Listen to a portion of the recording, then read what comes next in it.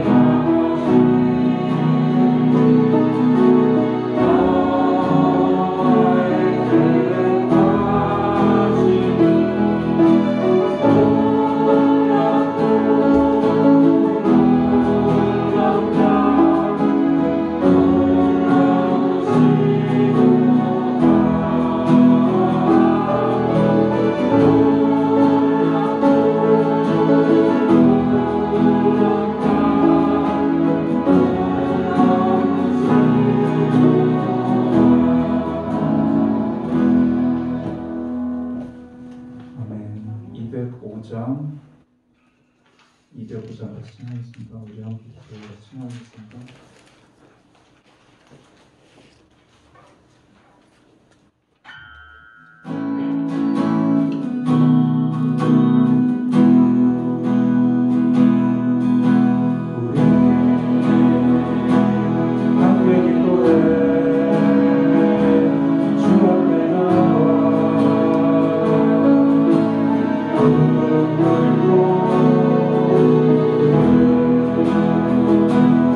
그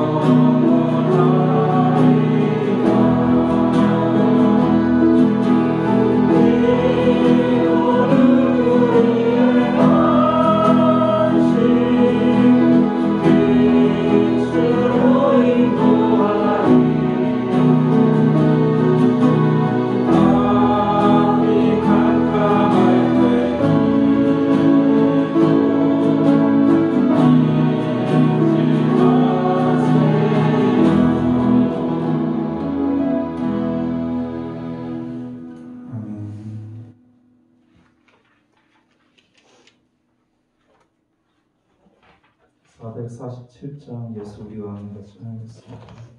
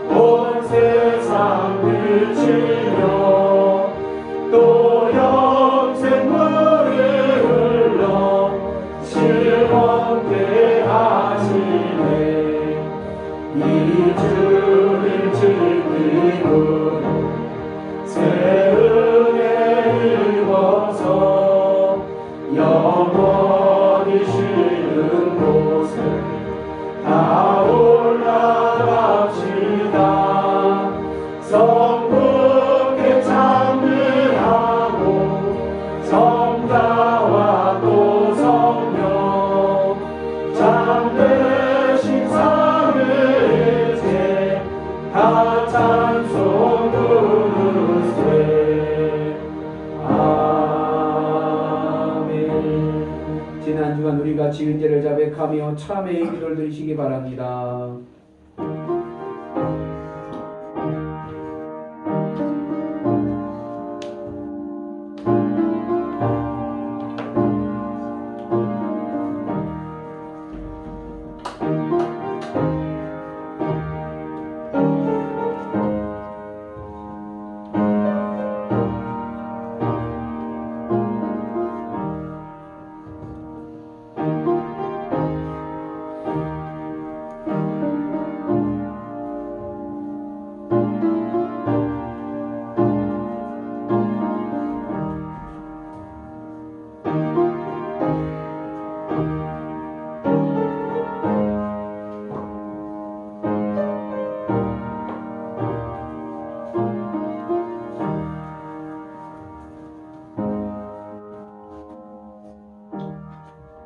주여 우리가 범죄한 모든 죄를 용서하여 주옵소서. 이제 예수 그리스도 안에 있는 자들에게는 결코 정죄함이 없으리로다.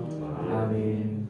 전능하사 천지를 만드신 하나님 아버지를 내가 믿사오며 그 외아들 우리 주 예수 그리스도를 믿사오니 이는 성령으로 잉태하사 동정녀 마리에게 나시고 본디오 빌라도에게 고난을 받으사 십자가에 못 박혀 죽으시고 장사한 지 사흘 만에 죽은 자 가운데서 다시 살아나시며 하늘에 오르사 전능하신 하나님 우편에 앉아 계시다가 저희로서 산자와 죽은 자를 심판하러 오시리라.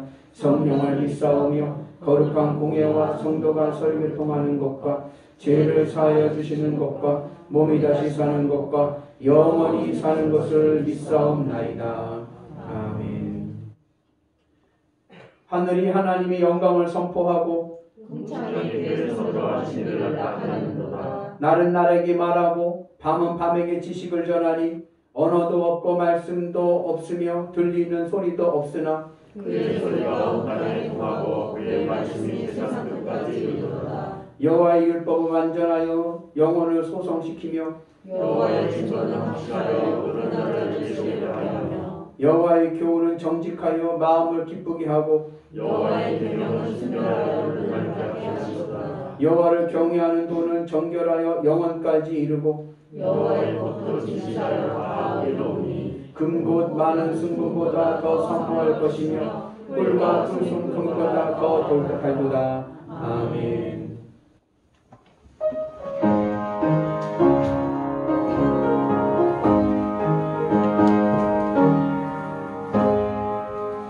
내 영혼을 베풀지는 주 영광 찬란해.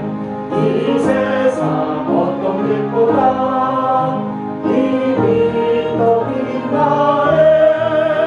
주의 영광 빛난 왕지 내게 비춰 주시옵소서. 그 밝은 얼굴 내올 때 나의 영혼 기쁘다. 내 영혼의 노래 있으니 주 찬양합니다. 주 귀를 기울이시사 다 듣고 계시네. 주의 영광 빛난 왕 내게 비춰 주시옵소서. 그 밝은 얼굴 내올 때 나의 영혼 기쁘다. 내 영혼을 복날되어서 주 함께 하시네. 그 평화 내게 들고 주 은혜 꽃들에 주의 영광 빛난 왕자 내게 비춰 주시옵소서. 그 밝은 얼굴 내올 때 나의 영혼 기쁘다. 내 영혼을 기다리고 그 소망 넘치네. 주 예수 복을 주시고 또 내려주시네. 주의 영광 빛난 왕자 내게 비춰 주시옵소서. 그 밝은 얼굴 내올 때 나의 영혼 기쁘다.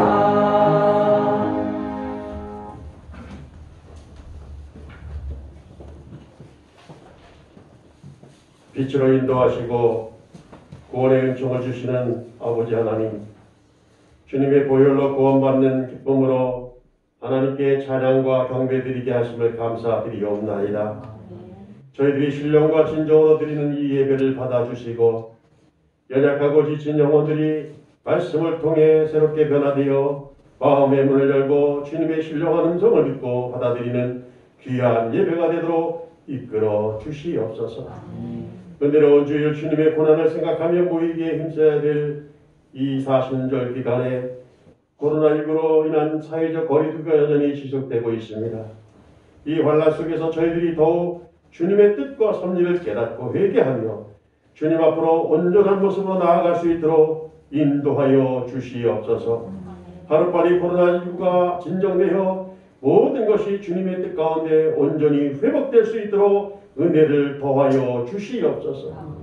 이 어려운 상황에서 우리를 불쌍히 여기시어 용서하여 주시고 저의 연약한 믿음을 다시 굳건하게 세워주셔서 담대한 믿음의 용사로 살아가게 하여 주시옵기를 간절히 바라옵고 원하옵나이다. 오늘도 주신 말씀으로 저희의 삶을 붙들어 주셔서 말씀 앞에 바르게 서게 하시고 주님의 마음에 합당한 자들이 다 되게 하여 주시옵소서. 은혜가 충만하신 아버지 하나님, 이 예배를 드리는 시간에 저희들이 지금까지 살아온 삶의 여정을 돌아보게 하시오. 시기와 분노 그리고 교만했던 모든 죄를 예수님의 십자가 앞에 내려놓고 겸손히 회개할 수 있는 귀한 시간이 되게 하여 주시옵소서. 주님께서 우리를 먼저 택하시고 십자가에 죽기까지 우리를 사랑하심을 본받아 우리도 서로 사랑하며 평범하고 작은 것에 감사하면서 기쁨으로 서로 행할 수 있는 은혜의 길로 인도하여 주시옵소서. 오늘도 단위에 세우신 목사님을 강한 팔로 붙드셔서 우리가 말씀 앞에 변화되는 새로운 역사가 일어나게 하시고 무엇보다 주님의 굳건한 믿음과 깊은 사랑이 저희 안에 가슴 깊이 전해질 수 있도록 성령님께서 인도하여 주시옵소서. 모든 성도들의 간절한 마음으로 기도드립니다. 말씀을 선포하실 때에 치유와 회복의 역사가 있게 하시고 주님의 능력 가운데 우리의 영혼이 새롭게 변화되어 세상을 이기는 선한 주님의 일꾼으로 세워 주시옵소서. 증거되는 말씀을 통해 우리의 삶의 주의 길을 굳건히 지키게 하시고 주님의 말씀과 구원의 기쁨으로 전신갑주를 입고 이제 코로나19를 이겨내며 살아가게 하여 주시옵소서. 이 모든 말씀을 주 예수님의 이름으로 간절히 기도드렸사옵나이다.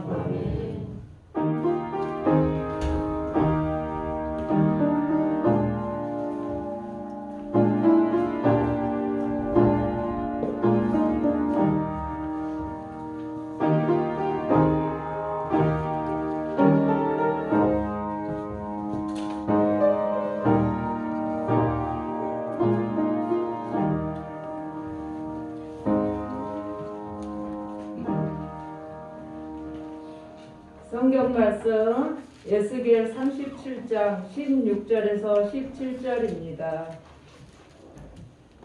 에스겔 37장 16절에서 17절입니다. 봉독하겠습니다. 인자야, 너는 막대기 하나를 가져다가 그 위에 유다와 그 짝 이스라엘 자손이라 쓰고 또 다른 막대기 하나를 가지고 그 위에 에브라임의 막대기 곧 요셉과 그 짝 이스라엘 온 족속이라 쓰고 그 막대기들을 서로 합하여 하나가 되게 하라. 내 손에서 둘이 하나가 되리라.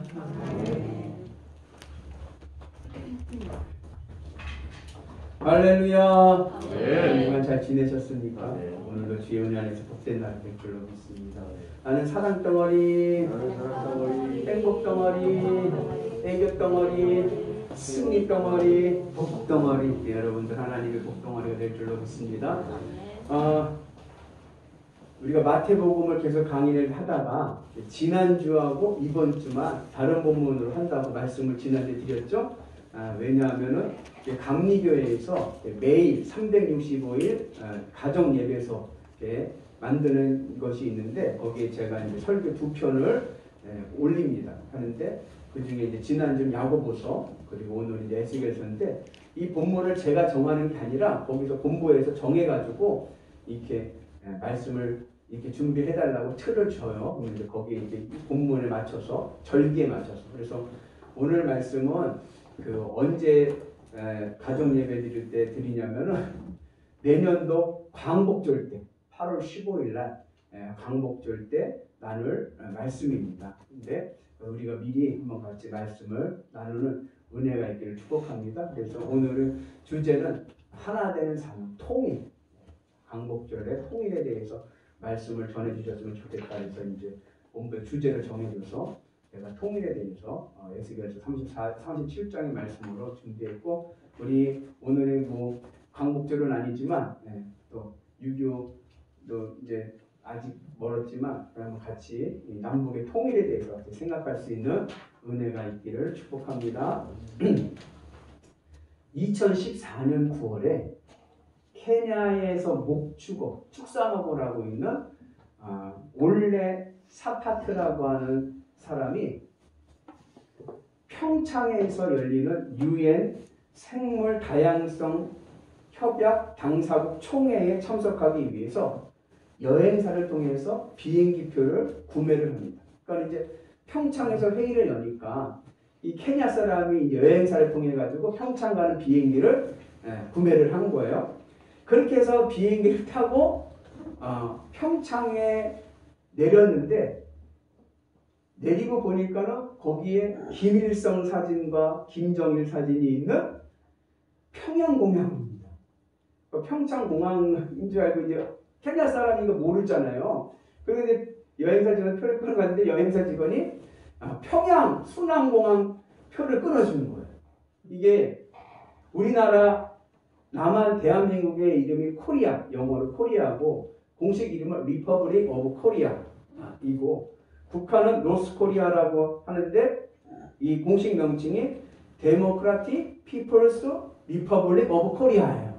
그러니까 이 코리아, 리퍼블릭 오브 코리아라는 명칭이 우리나라 명칭이기도 하지만 북한에도 이 단어가 그대로 들어갑니다. 그리고 평창과 평양이 알파벳 영어 알파벳은 하나 차이인 거예요. CH냐, 창이냐, 양이냐, Y냐 요 하나 차이란 말이에요. 그러니까 여행사 직원이 실수를 한 거죠. 평창 나 평창 가야 되니까 코리아 평창 가는 비행기를 좀 하나 끊어달라 했더니 평양 가는 거 잘못 보고 평양 가는 거래 가지고 이분이 이제 평양에 도착을 하는 거예요. 그러니까 이분이 이제 비자 없이 무비자로 북한에 들어갔으니까 북한에서 체포가 된 거죠.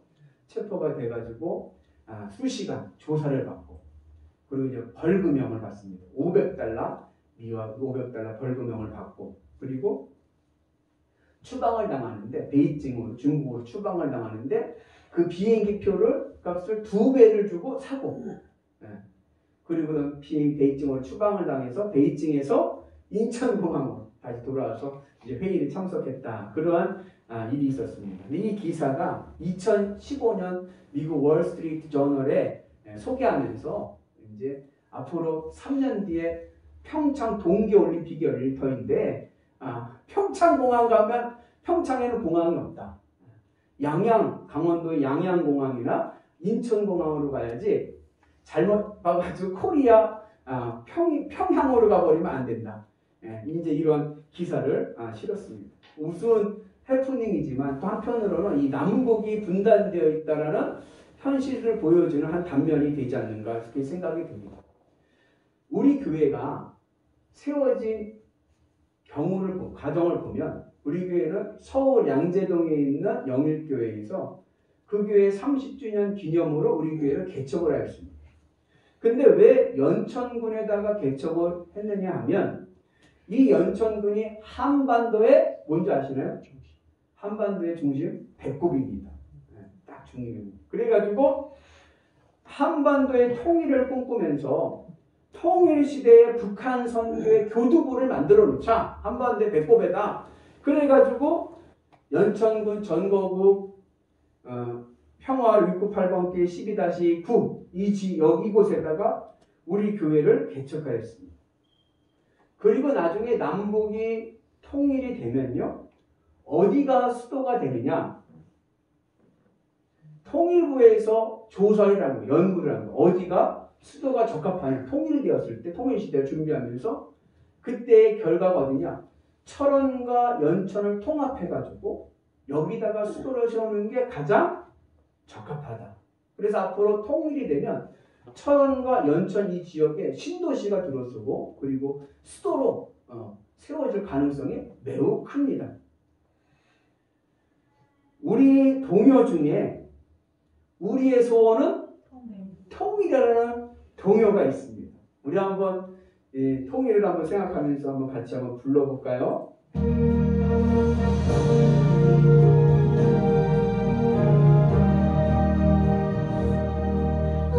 우리의 소원은 통일 꿈에도 소원은 통일 일정성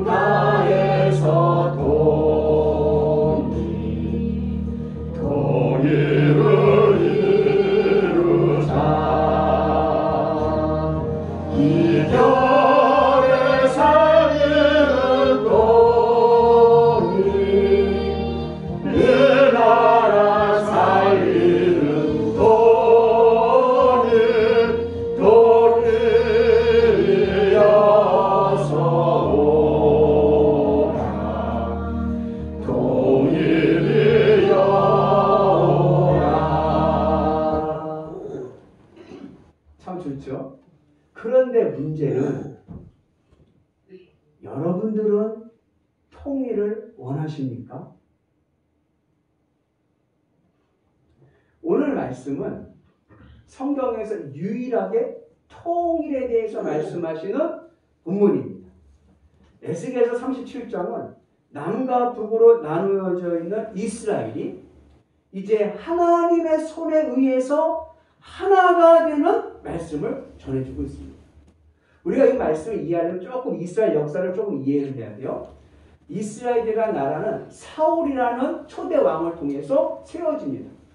그리고 사울 다음에 다윗, 솔로몬에 이르기까지는 이 이스라엘이라는 나라는 하나였어요. 통일 국가였습니다. 하나의 국가였어요. 그런데 이 솔로몬의 아들, 다음 그 아들 르호보암이라는 왕 시대 때 나라가 분열이 됩니다. 나라가 분열이 된 이유에 대해서 몇 가지가 있는데, 첫 번째 가장 성경에서 말씀하는 첫 번째 이유는 왜 나라가 분열됐느냐? 솔로몬의 배교 때문입니다. 솔로몬의 우상숭배. 그래서 솔로몬이 나중에 노년에 장년이 넘어가면서 여자들을 너무 좋아했어요. 그래가지고 이방 여자들을 사랑하면서 이방 여자들이 섬기던 우상들도 다 받아들이고 섬겼습니다. 그래서 이 솔로몬이 우상 숭배를 한 것에 대한 하나님의 심판이 나라가 분열되는 것입니다. 같이 있습니다. 이 일에 대하여 명령하사 다른 신을 따르지 말라 하셨으나 그가 여호와의 명령을 지키지 않았으므로 여호와께서 솔로몬에게 말씀하시되 내가 이러한 일이 있었고 또 내가 내 언약과 내가 내게 명령한 법도를 지키지 아니하였으니 내가 반드시 이 나라를 내게서 빼앗아 내 신하에게 주리라. 그래서 이스라엘이라는 이 하나의 나라가 둘로 분단된 가장 큰 이유는 솔로몬의 우상숭배, 솔로몬의 죄 때문에 나라가 분열되었습니다. 두 번째 이유는 실질적인 이유인데, 현상적인 이유인데, 솔로몬 시대 때 문화가 번성하고 국가가 부흥하기 시작했지만 이때 단점이 뭐냐면 너무 과도한 건축 사업을 이루었어요. 솔로몬이 너무나도 과도한 건축 사업. 예를 들자면 예루살렘 성전을 7년 동안 짓고 자기 왕궁은 14년 동안 졌단 말이죠. 그 대대적인 그러한 건축 일들을 많이 했고 또 군사력을 강화하기 위해서 징집을 많이 했습니다.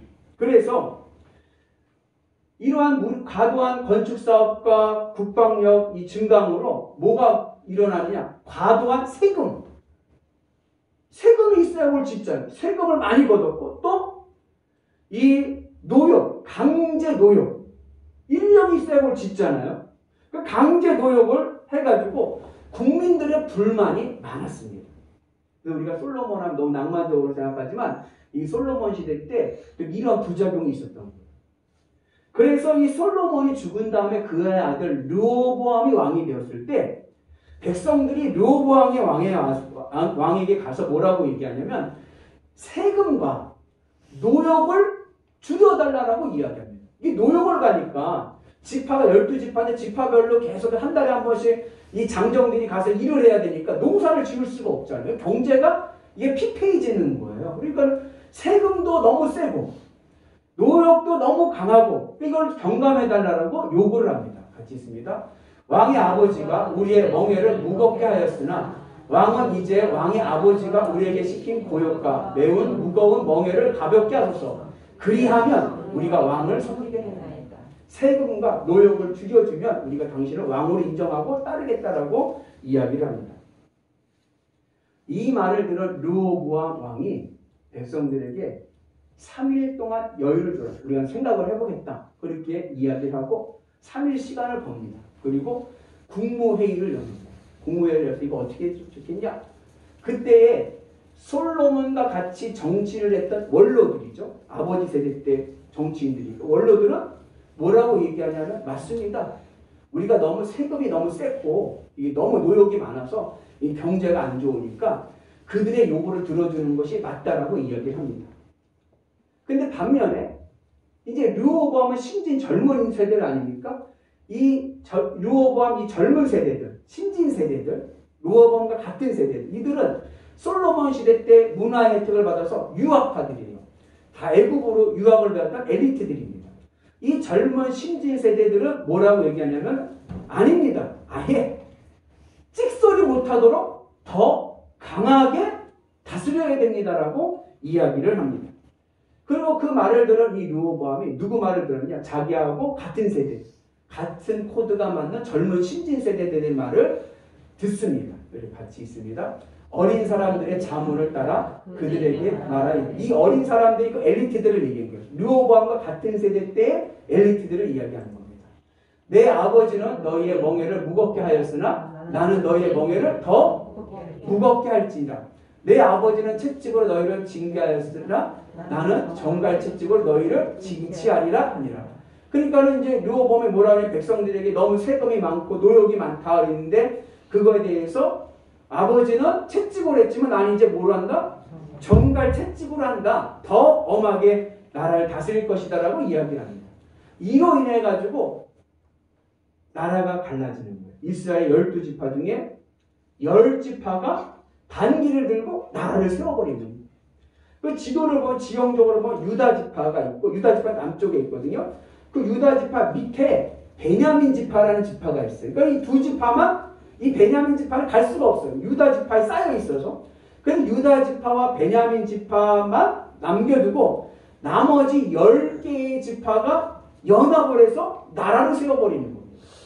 그래서 이 원래 있던 이 다윗의 왕조의 나라를 남유다라고 부르고 북쪽으로 10지파가 연합한 나라를 북이스라엘이라고 부르는 거예요. 그렇게 나라가 분리가 되고 북이스라엘의 초대 왕이 누구냐면 솔로몬 왕 시대 때 아까 노역했잖아요. 그 노역을 지파별로 관리하는 관리관이 있었는데 그때의 요셉 지파를 관리하던 관리관이었던 여로보암이라는 왕이 초대 왕으로 세워집니다. 그런데 이 여로보암이라고 하는 이 왕이 정치를 하는데 몇 가지 실정을 한 것 중에 하나가 이게 이제 이스라엘 백성이 맨 처음에 나라가 분열이 됐지만 이렇게 국경에 막 있고 막 그런 게 아니라 왔다 갔다 한 거예요. 사람들이 초기에는. 그런데 이스라엘 백성들은 뭐가 이제 무슨 전통이 있냐면 절기 때 예루살렘 성전에 와서 예배를 드리잖아요. 중앙성소에 와서. 근데 그 예루살렘이 어디냐면 남유다 땅이 있거든요. 그 나라를 세워가지고 이렇게 했는데 남자들이 자꾸만 매년 절기 때마다 어디를 예루살렘으로 내려오는 거예요. 그러니까는 나라의 통치 기반이 세워지질 않는 거예요. 그래서 이 밑으로 내려가는 이 국경을 딱 차단시키고 베델과 단, 최남단과 최북단에다가 금송아지를 만들어 놓고 금송아지를 하나님이라고 하면서 예배를 드리게끔 만드는 거예요. 왜냐하면 예루살렘은 언약궤가 있는데 언약궤는 하나밖에 없잖아요. 그러니까 언약궤 대신에 금송아지를 만들어서 남과 북에도 세워놓고 그래서 예배를 드리게 한 겁니다. 그게 실제 우상숭배를 하게 만드는 거죠. 그 두 번째 이 여로보암의 실정 뭐냐면 절기를 자기 마음대로 바꾸는 거예요. 예를 들자면 장막절이 유대절기로 7월 15일인데 그냥 자기 편한 대로 8월 15일 옮겨버려요. 율법을 왜곡시켜버리고 제사장은 레위 지파 사람들만 제사장이 될 수 있는데 레위 지파가 아닌 사람을 제사장으로 세우고 그리고 나중에 우상숭배의 근거지가 되는 산당 지역마다 산당을 만들어버려서 나중에 그곳에서 우상숭배가 일어나게 됩니다. 이러한 실정을 만들게 되어서 북이스라엘이 하나님과 멀어지는 그런 일을 겪게 됩니다. 근데 여하튼 이제 이렇게 돼서 이스라엘이 어떻게 해요? 남유다와 북이스라엘로 나눠진 거예요. 그리고 남유다의 주축은 유다 지파입니다. 그리고 북이스라엘의 주축은 요셉 지파, 특별히 요셉의 두 아들 에브라임과 므낫세 지파가 주축이 되는 거예요. 10지파 중에서. 그래서 오늘 말씀 에스겔서도 보면 남유다와 위에 뭐야? 요셉과 에브라임 지파 이야기가 나오는 게 그 나라를 대표하는 것들이 지파들입니다. 그렇게 해서 두 나라가 세워지고 나서 이 두 나라가 때로는 경쟁과 갈등의 관계를 맺기도 하고 때로는 우호 관계도 맺기도 하고 우리나라처럼 그렇게 주고받으면서 지내게 됩니다. 그러다가 북이스라엘은 주전 721년에 아수르라고 하는 나라에 의해서 멸망을 당하고 남유다는 주전 587년 바벨론이라는 나라에 의해서 멸망을 당하게 됩니다. 그런데 이 북이스라엘과 남유다의 멸망에는 동일한 이유, 왜 멸망했냐? 동일한 이유 때문에 멸망했습니다. 첫째는 우상숭배입니다.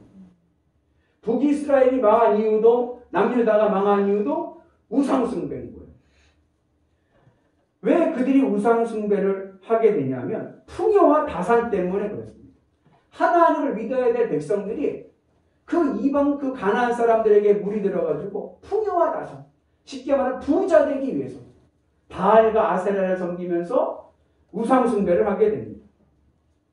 그리고 두 번째는 사치입니다. 풍요와 다산을 추구하다 보니까 이제 무슨 일이 돼요? 경제가 평등주의가 아니라 부익부 빈익빈 현상이 일어납니다. 가진 자는 더 가지려고 하고 없는 자는 더 뺏기고 되고 그렇게 되면서 유전무죄, 무전유죄 현상이 일어납니다. 정의와 공의가 마르지 않는 강같이 흘러야 되는데 정의와 공의는 끝나버렸고 불법과 부정이 마르지 않는 강같이 흐르게 됩니다. 세 번째는 외교적인 이유인데 남유다와 북이스라엘이 하나님을 의지하지 않고 강대국을 의지하는 강대국. 그러다가 결국은 어떻게 돼요? 강대국에 의해서 멸망을 당합니다. 이러한 이유에서 북이스라엘과 남유다가 멸망을 당합니다. 이 북이스라엘과 남유다의 멸망에 대해서 성경은 하나님의 심판입니다. 우상숭배하고 사치를 부리고 그리고 하나님 의지하지 않고 강한 강대국 의지하는 그러한 죄로 인해서 하나님의 심판으로 나라가 망하게 되었습니다. 그리고 이렇게 망한 북이스라엘과 남유다의 상황을 에스겔서 37장 윗부분에 보면 뭐로 보여주냐면 마른 뼈 한 상으로 보여주는 거예요. 에스겔 예언자가 하나님의 영 성령의 인도함을 받아서 한 상 중에 한 골짜기로 이동합니다. 그런데 그 골짜기에는 사방이 뭐예요? 마른 뼈들로 가득한 거예요. 이 마른 뼈라는 얘기는 죽은 지 오래되어서 이제는 더 이상 살아날 가능성이 제로, 살아날 수 없는 절대 절망의 상태를 보여줍니다. 마른이라는 것은 절망을, 뼈라는 것은 죽음을 나타냅니다. 전혀 희망이 없는 상황입니다. 이 상황이 지금 어떠한 상황이에요? 지금 나라가 망해버린 이스라엘의 상황이라는 것입니다. 지금 이스라엘은요, 절대 절망의 마른 뼈와 같은 상황에 처해져 있는 겁니다. 우리 같이 있습니다. 또 내게 이르시되 인자야 이 뼈들은 이스라엘 온 족속이라. 골짜기에 쌓여있는 이 마른 뼈들은 특별히 영적인 상태를 나타내고 이스라엘의 영적인 상태, 영적으로 이스라엘 백성들이 다 죽어있는 상태인 거예요. 영적으로 죽어있다는 것은 무슨 얘기냐? 하나님과 단절되어 있다는 겁니다. 하나님과 단절이 되어버리니까 전혀 가망이 없는 절대 절망의 마른 뼈들이 되었습니다. 희망이 없습니다. 더 이상 회생할 가능성도 없습니다. 그런데 그런 절망, 희망이 다 없어진 절대 절망의 상황 속에서 하나님께서 에스겔에게 물으십니다. 같이 있습니다. 그가 내게 이르시되 인자야 이 뼈들이 능히 살 수 있겠느냐 하시기로 내가 대답하되 주 여호와여 주께서 아시나이다. 이 하나님의 질문은요, 상식적으로 말이 되지 않죠. 지금 마른 뼈들, 절망의 상황이 있는데 이 마른 뼈들이 능히 살 수 있느냐? 이건 상식적으로 이게 여러분 살과 피가 이게 살이 좀 있으면 죽은 지 얼마 안 됐으면 다시 살아날 수가 있겠지만 다 썩어가지고 백골이 된 상태를 어떻게 살리겠습니까? 절대 살릴 수가 없는 상황이죠. 불가능한 이야기입니다. 그런데 이 물음에 대해서 에스겔이 뭐라고 대답하냐면 불가능합니다 주님 이렇게 대답하는 게 아니라 주께서 아시나이다 라고 얘기합니다. 주께서 아시나이다라는 이 말의 언어적인 의미는 뭐냐면 저는 못하지만 주님은 하십니다. 주님이 정답입니다. 이런 의미입니다. 에스겔은 마른 뼈가 살아난다는 것은 지금 이 절망의 상황 속에서 여기서 이 마른 뼈들이 살아난다는 것은 인간의 능력으로는 불가능하지만 그러나 하나님은 하실 수 있습니다라고 대답을 한 것입니다. 그리고 이 대답이 오늘 우리의 대답이 되어야 될 줄로 믿습니다. 절대 절망의 상황, 불가능의 상황에서도요, 우리도 에스겔과 같이 주 여호와여 주께서 하시나이다. 저는 못하지만 그러나 하나님은 하실 수 있습니다. 하나님이 하시면 다시 회복될 줄로 믿습니다. 믿음의 선포가 되기를 주님의 이름으로 축복합니다. 혹시 여러분들 가운데 삶의 절망 가운데 있습니까? 마른 뼈가 같습니까? 희망이 보이지 않습니까? 내 힘으로는 극복할 수 없을 수도 있지만 그러나 주께서 하시나이다. 주님이 하시면 될 줄로 믿습니다. 주님께 소망을 두고 살아가는 믿음의 성도들 되시기를 주님의 이름으로 축복합니다. 그리고 오늘 이 에스겔의 믿음의 고백을 통해서 하나님께서 그 마른 뼈들을 살리십니다.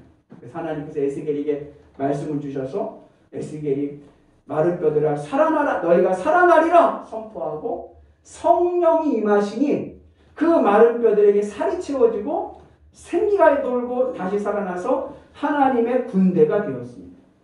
하나님께서 전혀 죽어 가망이 없는 마른 뼈들을 성령으로 다시 살리셔서 하나님의 군대가 되게 하셨습니다. 그런데 그렇게 하나님의 군대가 되게끔 다시 살아난 그 이스라엘, 마른 뼈에서 생명을 얻어서 다시 살아난 그 이스라엘은 이제 남과 북이 아니라 하나 되는 이스라엘이 됩니다. 우리 같이 있습니다. 그 막대기들을 서로 합하여 하나가 되게 하라. 내 손에서 둘이 하나가 되리라. 하나님께서 북이스라엘을 대표하는 요셉 막대기와 남유다를 대표하는 유다 막대기를 취해서 어떻게 하나 되게 하십니다. 절망의 마른 뼈에서 하나님의 주권과 성령으로 다시 살아난 하나님의 군대 이스라엘은 이제는 뭐예요? 다시 살아난 이스라엘은 이제는 남도 아니고 북도 아니고 오직 하나님의 군대, 하나님의 백성으로 하나님의 손에서 하나가 될 줄로 믿습니다. 그리고 오늘 분단의 상황에 있는 우리나라도 하나님의 손에 의해서 하나 되어야 될 줄로 믿습니다. 남북이 하나님의 손 안에서 통일될 수 있습니다. 그런데 여러분들은 통일에 관심이 있으십니까? 어떻게 하면 우리 민족이 통일할 수 있을까? 우리나라가 우리 민족이 통일할 수 있을까? 고민하십니까? BBC 코리아에서 설문조사를 했습니다. 근데 그 설문조사의 결과가 뭐냐? 대한민국 국민들은 통일보다는 경제를 중요시 한다는 것입니다. 통일은 필요하지만 다들 통일이 필요하다는 것을 인식을 해요. 그러나 설문조사한 사람들의 80%가 통일이냐 경제냐를 물어봤을 때 경제를 선택했습니다. 여러분들은 통일입니까? 경제입니까? 뭐가 더 중요합니까? 통일을 위해서라면 좀 우리가 못 살아도 된다. 우리가 경제적인 손해를 감수해서라도 통일해야 된다라고 생각하는 사람이 17%. 그러니까 반대로 여기면 통일을 하되 경제적인 손해가 있게 되면 통일을 원하지 않는다. 경제적인 피해를 입으면서까지 통일을 원하지 않는다. 이렇게 말하는 국민이 83%입니다. 독일이 통일할 때 서독과 동독의 경제 수준 차이는 3배였습니다. 서독의 국민소득이 독일의 국민소득보다 3배 더 많았어요. 그리고 서독은 통일을 위해서 30년을 준비했습니다. 그리고 1990년도에 동독과 서독이 통일을 합니다. 그리고 나서 20년 동안, 2010년 동안, 20년 동안 독일이 동독 지역에다가 지불한 통일 비용이 얼마냐? 3,060조 원입니다. 20년 동안 동독 지역에다가 3,060조 원을 투자해서 막대한 통일 비용을 지불하면서 통일 일군국. 지금은 수준이 어떠냐? 동독 지역과 서독 지역의 수준은 75%. 아직 1대1이 안 되고 동독 지역이 한 75%까지 따라오는 거예요. 그런데 우리나라의 경우를 보면 대한민국과 북한의 경제 수준은 3배가 아니라 30배입니다. 국민소득의 수준이 30배 차이 나고 경제 규모로 따지면요 80배입니다. 80배.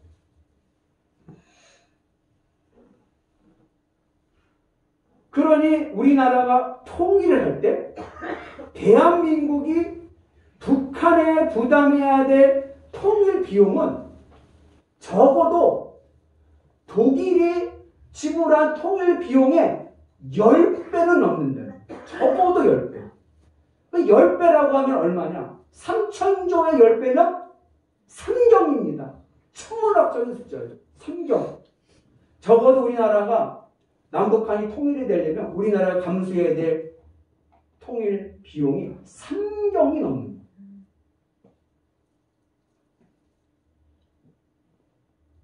그러니 산술적으로 국민의 83%가 설문조사에 통일보다는 경제가 중요하다고 이야기하는데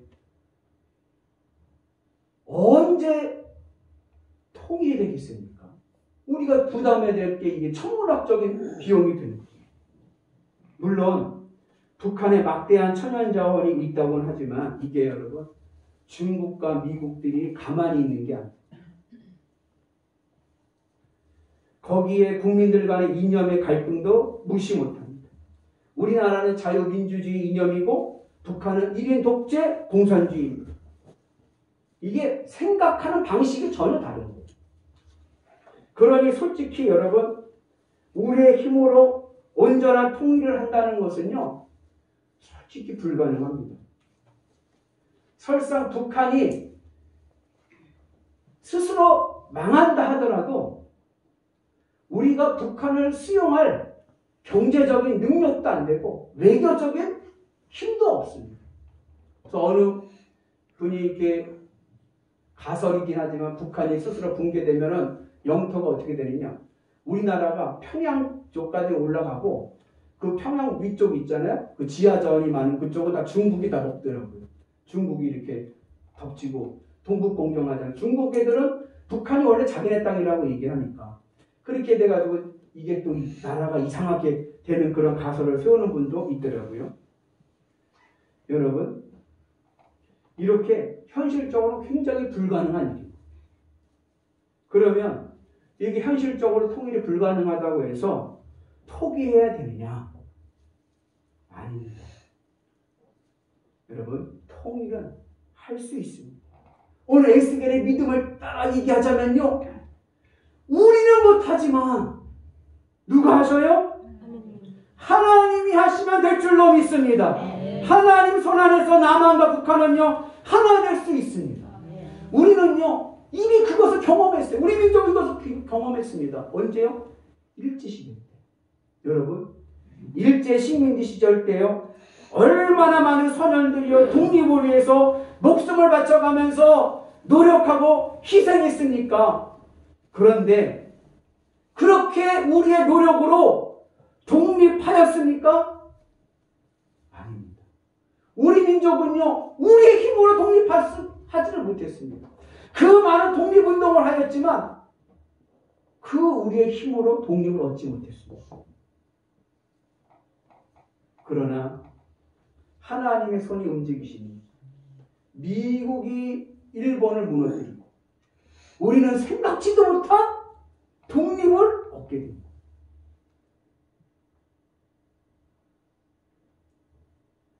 하나님의 손이 움직이시니 우리가 생각지 못한 일들이 일어나게 됩니다. 이처럼 남북의 분단된 현실에서 우리의 계산으로는 우리의 머리로는 이게 답이 나오질 않는 거예요. 통일은 불가능한 일처럼 보이지만 그러나 하나님의 손이 임하시면 하나님의 손이 움직이시면 통일뿐 아니라 이러한 경제적인 문제, 이념적인 문제도 후유증 없이 자연스럽게 하나 될 줄로 믿습니다. 할렐루야. 우리 민족의 통일은 오직 하나님만이 하실 수 있습니다. 하나님의 손으로 됩니다. 그러므로 오늘 우리는요, 통일의 소망을 하나님께 두어야 될 줄로 믿습니다. 남북이 통일하여서 하나 되는 것은요, 삼위일체 하나님의 성품입니다. 하나님의 성품은 하나 되는 것입니다.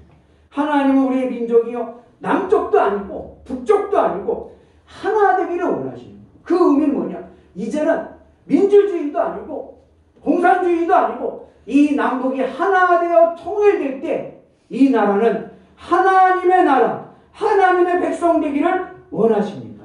그래서 남한과 북한이 하나님의 손으로 하나가 될 때 대한민국은 이제 뉴 코리아, 하나님의 나라가 될 줄로 믿습니다. 그래서 우리는 남한과 북한이 통일되는 것을 소원해야 됩니다. 왜냐? 우리 민족이 하나님만 섬기는 나라, 온전한 하나님의 나라, 하나님의 백성이 될 수 있기 때문에 그렇습니다. 이러한 맥락에서 우리가 가져야 될 두 가지 사명이 있습니다. 첫째는 예수님의 지상명령입니다. 땅끝까지 이르러 복음을 전해야 됩니다. 두 번째는 남북 간의 통일입니다. 남북이 복음으로 하나 되도록 하는 것이 우리의 사명입니다. 이 나라와 이 민족이 삽니다. 천문학적, 경제적인 이유로, 여러 가지 정치적인 이유로 보면요, 천문학적인 비용이 들지만 복음으로 하나가 된다면 그 비용 없어도 하나가 될 줄로 믿습니다. 안전하게 하나가 될 줄로 믿습니다. 그래서 통일은 복음으로 두 나라가 통일이 될 때 통일은 쪽박이 아니라 대박입니다. 우리나라가 다시 회복되어서 강력한 이 세계를 우뚝 설 수 있는 강대국이 될 수 있습니다. 그리고 우리 대한민국이 복음으로 남한과 북한이 하나가 될 때 온 세계가 여호와 하나님 살아계심을 인정하게 됩니다. 같이 있습니다. 내 성소가 영원토록 그들 가운데 있으리니 내가 이스라엘을 거룩하게 하는 여호와인 줄을 열국이 알리라 하셨다. 사랑하는 우리 성도 여러분, 우리는 내 상식을 믿는 게 아니라 말씀을 붙잡아야 됩니다. 대한민국과 북한의 통일은 우리의 힘으로는 불가능합니다. 경제 문제, 이념 문제, 외교 문제, 복잡한 문제들이 너무 많아서 현실적으로 불가능합니다. 그러나 하나님이 하시면 됩니다. 하나님의 손 안에서 남북은 후유증 없이 복음으로 하나 될 수 있는 줄로 믿습니다. 이를 위해서 우리가 해야 될 일은 예수님의 지상명령을 붙잡고 땅끝까지 복음을 전해야 되는데 어디까지요? 저 북한에까지 복음을 전하는 그러한 사명을 감당할 수 있는 은혜가 있기를 축복합니다. 우리가 늘 구해야 될 것은 뭐냐? 이 나라의 통일을 위해서 저 북한이 복음화가 되도록 우리가 최선을 다해서 노력하고 기도하고 그리고 우리 민족의 소망을 하나님께 두어야 될 줄로 믿습니다. 우리나라가 살 길, 우리 민족이 통일할 길은 경제가 아니라 하나님입니다. 온 민족이 하나님을 믿으면 마른 뼈가 살아나 하나님의 군대가 되듯이 이 민족이 하나님의 민족, 하나님의 군대가 될 줄로 믿습니다. 그때 이 나라는 세계 누구보다도 강한 강대국이 될 줄로 믿습니다. 그리고 이러한 맥락에서 오늘 우리 교회를 봅니다. 우리 교회도 이제는 하나님의 중심으로 하나 되는 교회가 되어야 될 줄로 믿습니다. 같은 말, 같은 마음, 같은 뜻, 같은 열매. 하나님은 우리가 둘이 아니라 하나 되기를 원하십니다. 바라기는 우리 영일이 교회가 주 안에서 같은 말, 같은 마음, 같은 뜻, 같은 열매를 맺는 하나 되는 믿음의 공동체 되기를 주님의 이름으로 축복합니다. 아멘. 가정도 마찬가지입니다. 가정도 주 안에서 하나 되어야 합니다. 이런 말이 있죠. 부부는 서로의 얼굴을 보는 게 아니라 뭐예요? 같은 방향을 보는 것이다. 이게 무슨 말이냐면 부부는 같은 말, 같은 마음, 같은 뜻, 같은 열매 하나가 되어야 돼요. 마음이 하나가 되지 않으면, 말이 하나가 되지 않으면 그 가정은 행복할 수가 없어요. 가정이 행복하고 복된 가정이 되기 위해서는 부부간에 부모 자식간에 하나가 되는 은혜가 있기를 주의 이름으로 축복합니다.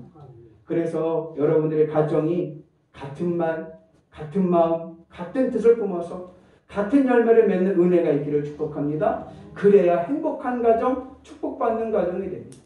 또 개인적으로도 우리는 누구와 하나가 되어야 돼요? 우리는 주님과 하나가 되어야 됩니다.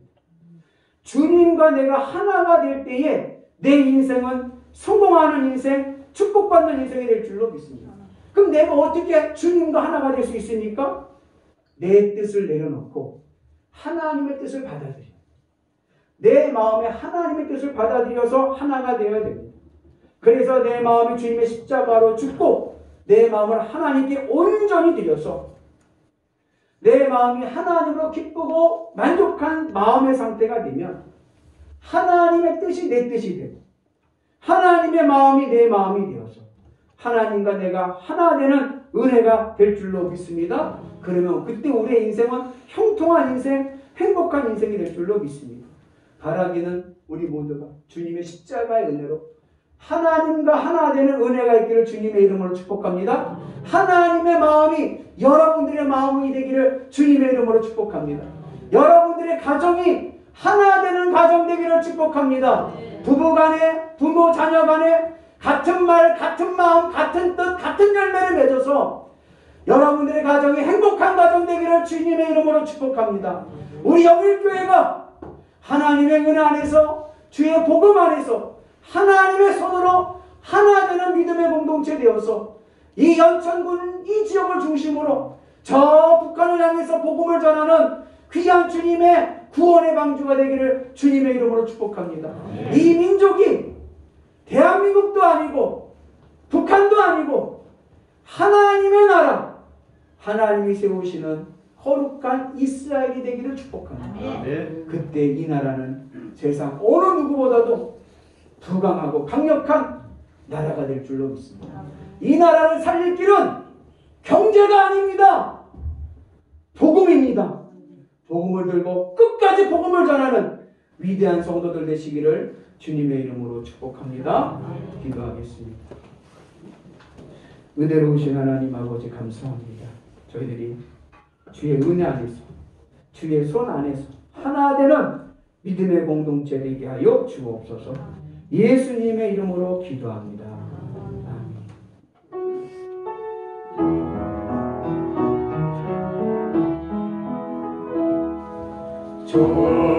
조신 하나님, 조신 하나님, 참 좋으신 나의 하나님,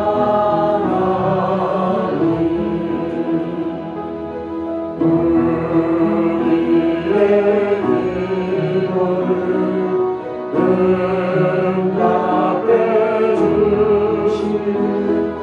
참 좋으신 나의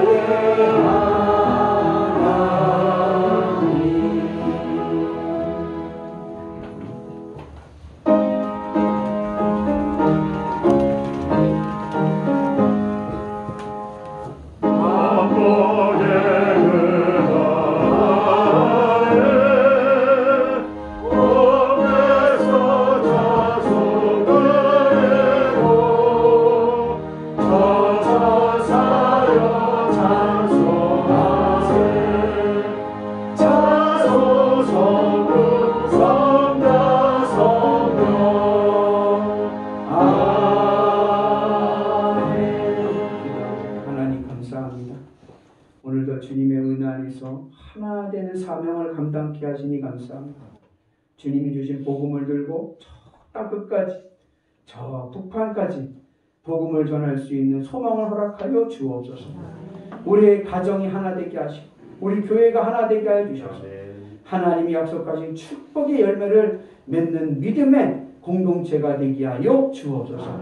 그 믿음의 결단으로 드려진 귀한 생명입니다. 하나님 후명하여 주시고 복의 복을 더하여 주시되 심은 대로 거두게 하여 주시되 30배, 60배, 100배의 은혜가 가득하게 하여 주옵소서. 아멘. 우리 상한 심령 있는 영혼들에게 주의 만극하신 은혜와 위로하심 있게 하여 주셔서 새 힘을 얻게 하여 주시고 육신의 질병이 있는 자들 성령의 기름 부으심으로 깨끗이 치료받게 하여 주시고 문제는 주님의 복음으로 해결되게 하여 주시고 국가는 채워지게 하여 주시고 날마다 주님의 은혜로 형통한 삶을 허락하여 주옵소서. 예수님의 이름으로 기도합니다. 아멘. 자리 앉으시기 바랍니다. 교회 소식을 알려드리겠습니다. 우리 한종성 권사님, 김은숙 집사님 가정에서 커피숍, 카페를 개업하셨습니다. 이름이 커피 있다입니다. 위치는 그 뚜레쥬로 맞은편 쪽에 보시면 있습니다. 그래서 그 맘스터치 건너쪽 이렇게 되네, 그렇죠? 네, 있습니다. 기억하시고 담소 나누시거나 맛있는 커피 엄청 맛있습니다. 커피 원두가 좋은 원두예요. 그래서 여러분들 가셔서 커피 생각나실 때 오셔서 맛있게 드시면 좋겠습니다. 그리고 우리 이창봉 집사님, 문혜영 집사님 가정에서 이제 하늘 공연 기획서 우리 이창봉 집사님 학원이 이전을 했습니다. 청산 쪽으로 이전을 하셨는데 여러분 기도해 주시고 또 많은 또 관심 가져주시고 또 이렇게 배우고 싶으신 분, 기타, 드럼 배우고 싶으신 분들은 문의해 주시면 감사하겠습니다. 금주 강당 꽃꽂이는 우리 어미옥 집사님 가정에서 장녀 김단 생일감사를 드렸습니다. 감사합니다. 우리 다 같이 자리에서 일어나셔서 파송하겠습니다. 사랑하는 성도 여러분, 한 주간도 세상 속에서 주님의 손발이 되어 주님의 기쁨으로 살아가도록 파송합니다. 주님의 손발이 되어 하겠습니다. 아멘.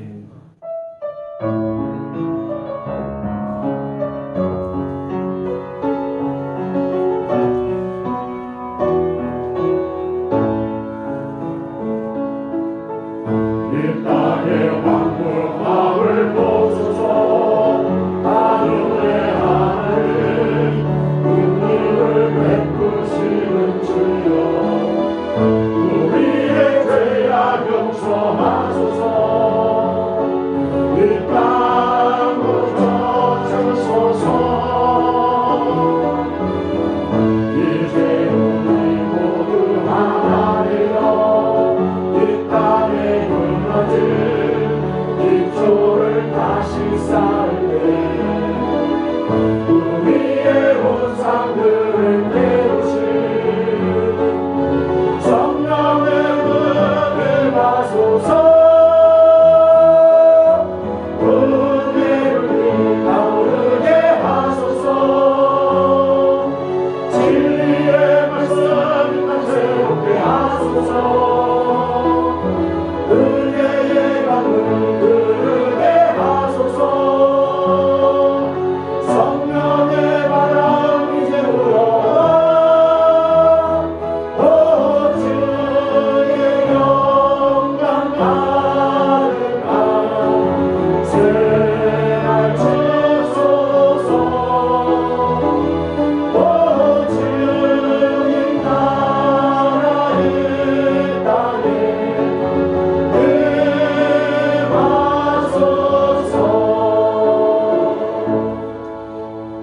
이제는 우리 구주 예수 그리스도의 은혜와 하나님 아버지 만극하신 사랑하심과 성령님 감화감동 역사하심과 교통하심과 충만하심이 나는 못하지만 주님은 하실 수 있습니다. 절대 절망 상황 속에서도 새 생명을 주시고 하나님의 군대 되게 하시는 주님, 오늘 이 나라와 이 민족 위에 함께하여 주시고 우리 교회에 함께하여 주시고 우리 가정에 함께하여 주시고 내 인생 가운데 함께하여 주셔서 주님과 하나 되어 하나님의 사명 감당하는 복된 성도들 되게 하여 주옵소서. 아멘. 믿음으로 결단하는 영일교회 교우들과 이 재단 위에 이제부터 영원토록 함께 하시기를 간절히 축복하옵나이다.